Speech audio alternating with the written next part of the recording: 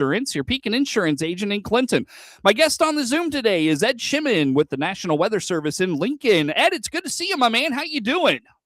Yeah, good to see you. I feel like it's been a bit since we've had a chance to catch up. So you've been busy. I've been booked, and we finally found some time. So glad we could get connected just in time, Ed. We got a lot to get into. We're going to wrap up February this week. We're going to get into March. We're going to get into severe weather preparedness week. We're going to get into some storm spotter training. We got a lot to dive into. Let's start though with just the weather for the rest of the week. It's a little chilly out there this morning, Ed, but it looks like we may gradually warm up as the week goes along. What are we in store for the rest of the week?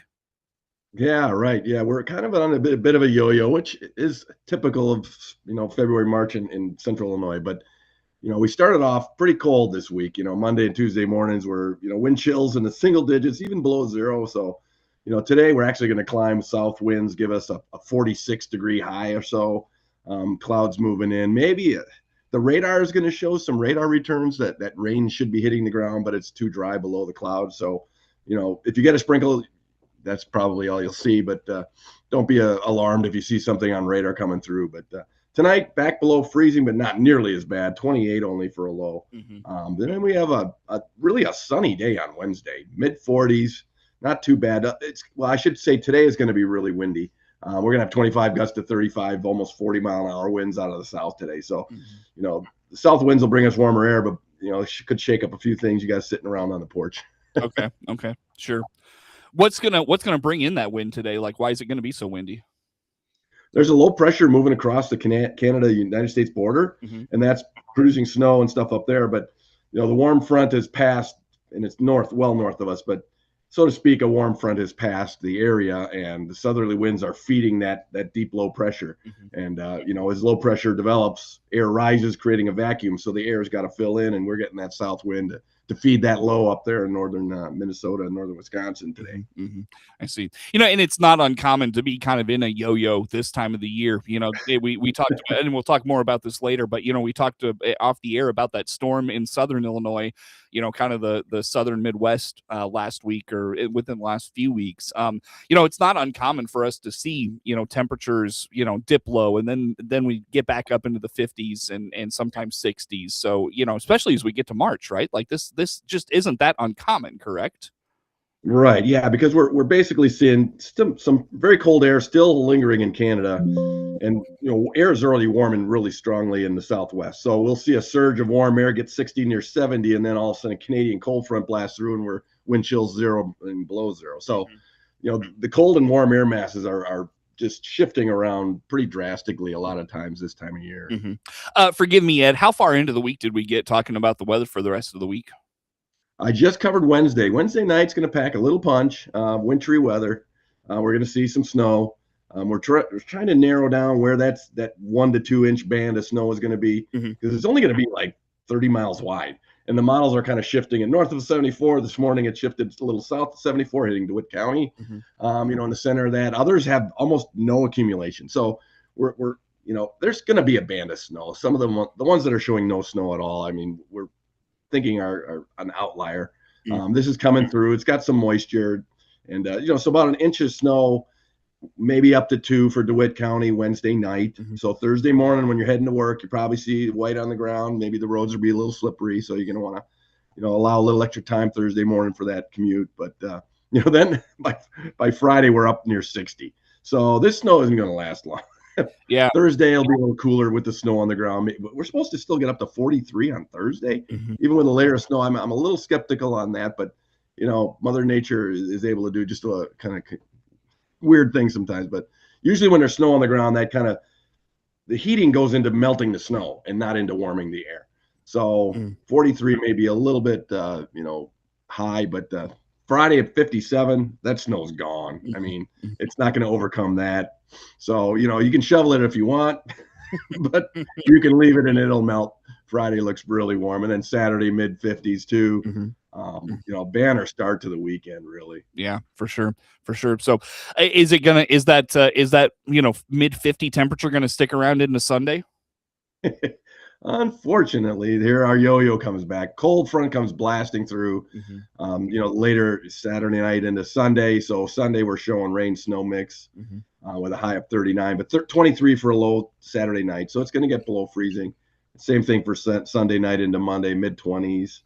So we're going to cool off a little bit. We're not going to stay in the upper 50s, around 60 for very long, just because of a little bit of a cold snap. No, well, not nearly cold snap, because we're normally in the low 40s. So it's just a little below normal at the last half of the weekend, with a little bit of rain, snow in there for Sunday, maybe Sunday night, some snow too. So all right, we're not seeing blizzard, but some precip coming in there. All right. Very good. Very good. Ed Shimon, National Weather Service in Lincoln, my guest on the Zoom here for today. Ed, I'll tell you what, with that in mind, as we wrap up February, let's take a look at some of the February data. What are things telling us? It was, again, it was kind of an up and down month. It was cold at times. It was, there were some nice days. There were some stormy days. There were some snowy days. What do we know about February? Actually, for the month of February so far, we have not had measurable snow, at least in Lincoln. I think maybe in DeWitt County too. We've only had a trace of snow this month, which would put us number 2 all time for least snowiest winters. We had 1-0 amount of snow in winter of 1987. There was no snow in February at all. And then trace was in 4 years. But it looks like Wednesday night we're going to get enough snow to bounce us out of the top 10. Number 10 is a 1.2 inches of snow. So we haven't seen a lot of snow.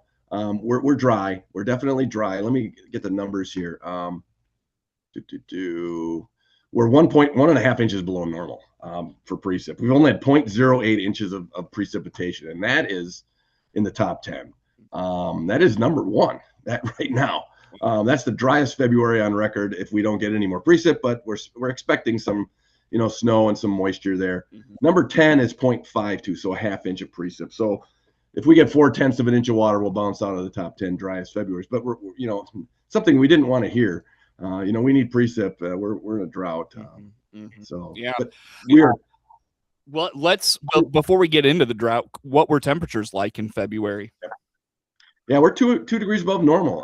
The highest temperature was 67, and the coldest was -6 at the first of the month. We had a cold snap at the beginning, and about 4 days were below normal, 5 days below normal at the start of the month, and now the last 3 days have been below normal. So, but we had plenty of 50s and 60s in there from the mid part of the month, so that really helped us average out above normal. 2 degrees above normal is a lot. That's a lot of pretty warm month overall.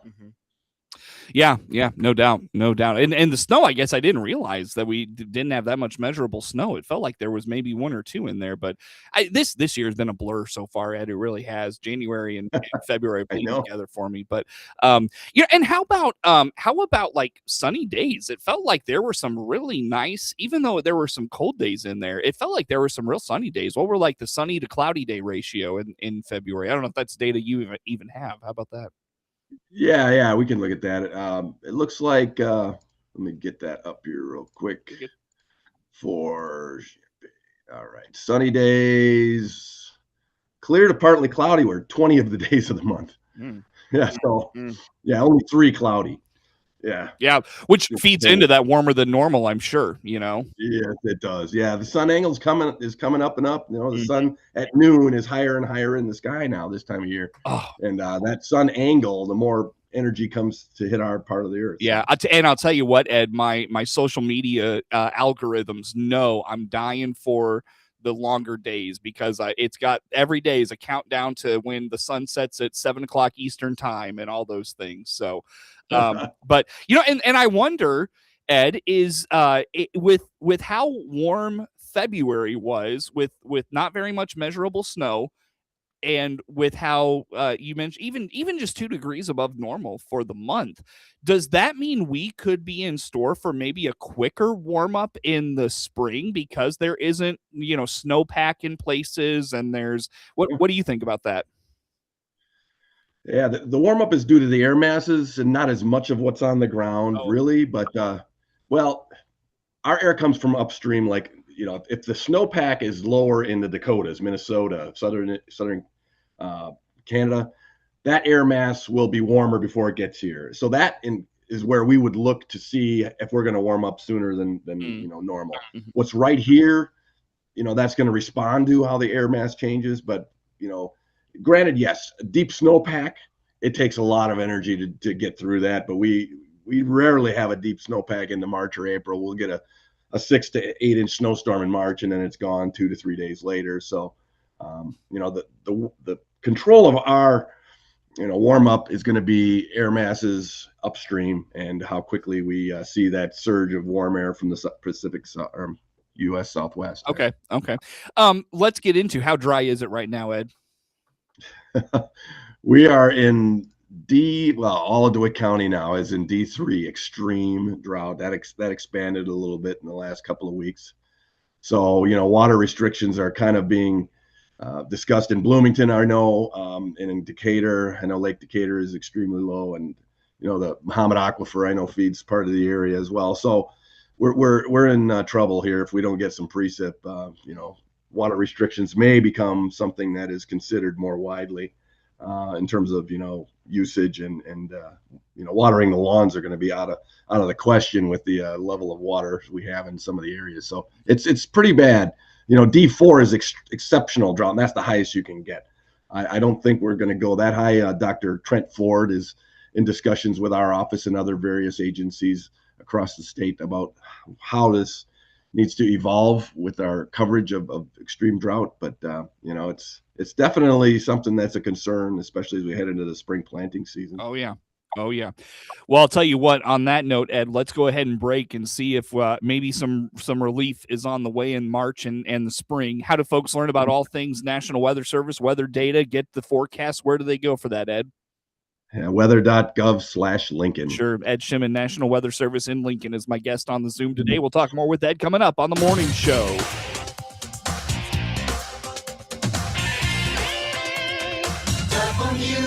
WHOW. Let's check the opening numbers now at the Chicago Board of Trade on this Tuesday. I'm Jim Taylor on the RFD Radio Network. A steady start with corn, beans, and Chicago wheat. March corn opening $4.27, down half a penny. May corn $4.39 1/4, down a penny. And new crop December $4.63 1/4, down 1 1/4. March beans opening $11.33 1/4, down a penny. May beans down half a penny, $11.49 1/4. And new crop November unchanged, $11.17 1/4. March wheat opening $5.68 1/4, down 1 1/4. May wheat up half a penny, $5.74 1/4. July wheat unchanged, $5.82 1/4. March KC wheat $5.55 1/4, down 4 3/4. March bean meal $3.0860, down a dime. March bean oil $59.49, up a dime. Opening numbers on this Tuesday. Jim Taylor, RFD Radio Network. Is Inside Ag. It's time to celebrate winter. This is Scott Baum from Baum Chevrolet Buick in Clinton and Farmer City. Yes, we have extra savings on all new Chevrolets this month to celebrate the winter season. See our inventory of Chevrolet Trailblazers, Blazers, and the Efficient Trax. We also have a good selection of our 7-passenger Chevrolet Traverse and Tahoes. Chevrolet, together, let's drive. See our winter celebration savings at BaumChevyBuick.com right from the start. The Illinois Corn Checkoff is proud to support Illinois FFA, providing meaningful experiences to apply their agricultural education in ways that impact our industry.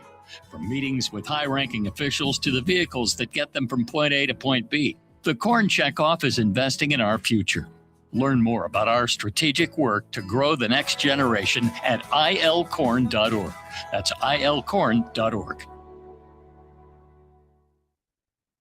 Your friend in Central Illinois, WHOW.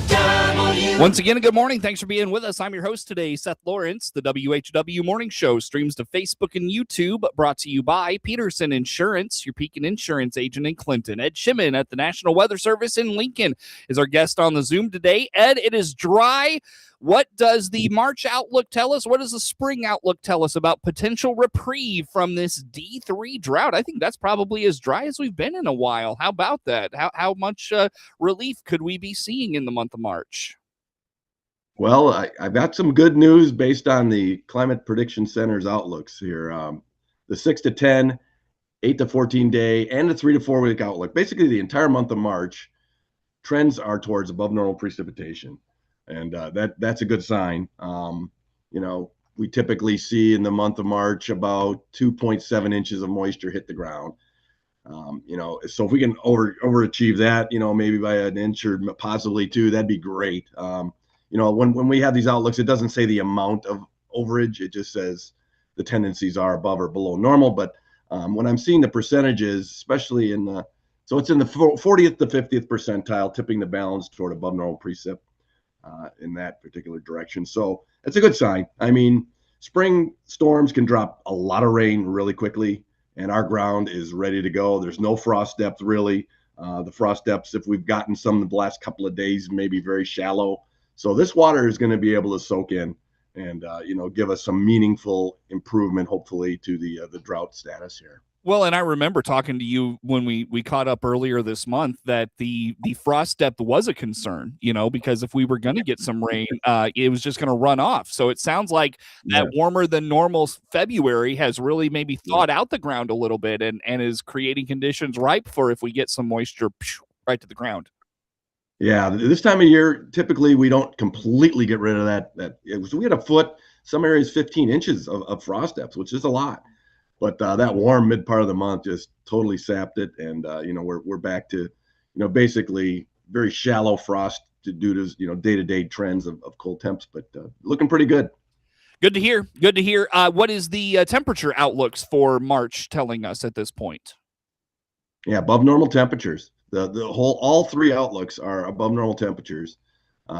6 to 10, 8 to 14 day, and the 3 to 4 week. And then 3 to 4 week is the last, it's the 7th through the 20th, but it's got us in the 3rd percentile. So that's 60 to 70% chance of above normal temperatures that middle part of the month there, 7th to the 20th. So, it looks like we could warm up and maybe see some 70s, mid 70s even in some areas. Wow, nice. Hey, remind us a couple of things on March. Where do we start the month on temperatures? Where do we end them? And daylight, Ed, where do we start the month with daylight time and where do we end it? How about those things? Sure. Yeah, for temperatures, we normally are seeing a high of 45 and a low of 27 at the start. Warm up nicely, though. 13 degrees higher on the highs, 58 for a normal high by March 31st, and normal lows 35 above freezing there. So, we're going to be noticeably warmer here. March is our biggest increase. Let's see, we have 80 more minutes of sunshine from the first of the month to the end of the month. So that's a lot. That's significant changes there. A lot more heating of the earth with the sun angle going up, and it's nice. That's good. Nice. Love it. Love to hear that.